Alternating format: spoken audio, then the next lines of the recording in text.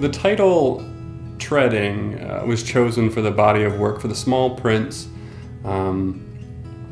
due to the way in which they're produced. The process itself is kind of repetitive, kind of like going for a walk, going for a hike, treading a path, treading a line over and over again. The specific title, it comes from the Taoist I Ching. It's a symbol that has to do with lake and water below heaven. So there's this clear delineation of one above the other, and the prints speak very heavily to landscape. The larger prints in the show are titled Field Constructions. It's full of ambiguity, and I like that it speaks to 2 or 3 different things. The first and foremost is probably art history. So the field part speaks of color field painting and the color field painters of the 50s and 60s. But at the same time, it speaks to constructivism, or a constructivist approach to making art, so the parts and how the parts relate. The Field Construction as a combined title speaks to both of these historical movements in art history, but it also speaks to landscape as well. A field construction as a landscape unfolding before you, as well as simply being about color theory and formal issues like rhythm and weight. What happens when a rectangle is touching the left side of the composition versus the top or the bottom, or if it's slightly askew or on a grid. They're certainly, I think, more playful than any work I can remember making, or any work I've made in a long time. And then the level of saturation in the colors is also becoming more playful as well, I think. And some of this I know stemmed, or still stems, from teaching a color course at the college that I've been teaching for years, every semester. And I think that continues to influence the work I make. If I'm telling my students to do these things in their work, I feel like I'm a fraud if I don't do that in my own studio. If I'm challenging them to deal with the green if they hate green, or deal with red if they hate red. I like that the work now that I'm making starts off much more formally and then ends up at a place where it can be expressive, and expressive for the viewer.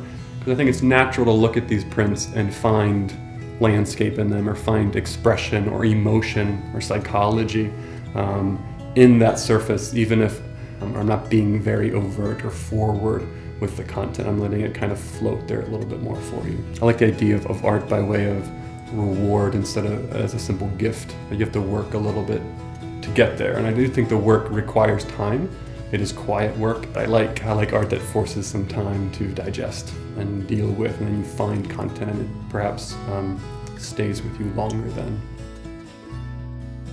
I'm a firm believer that in the 21st century, people choose to make prints because you can't make that image in any other medium.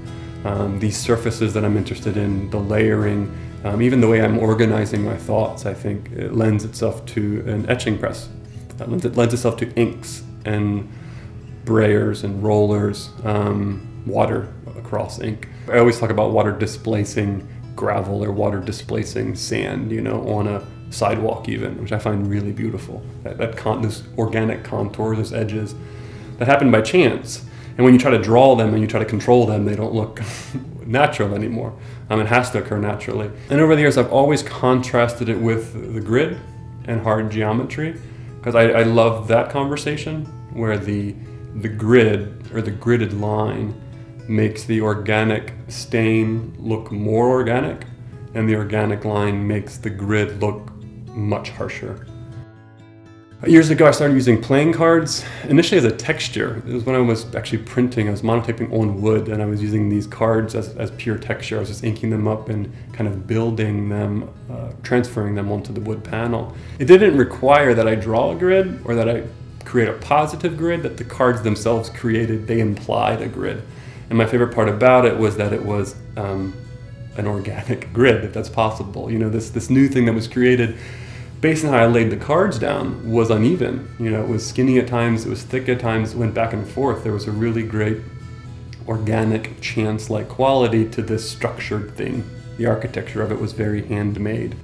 The string is used because of the way that it creates these curves and these kind of accidental organic elements. Now, it's still about contrast. It's still about leaving that to chance and letting it occur naturally.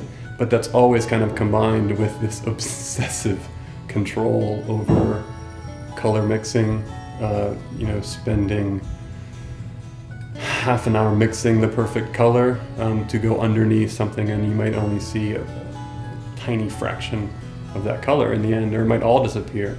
But step by step and layer by layer, kind of living with that work and conversing with the work, or wrestling with the work until it's correct.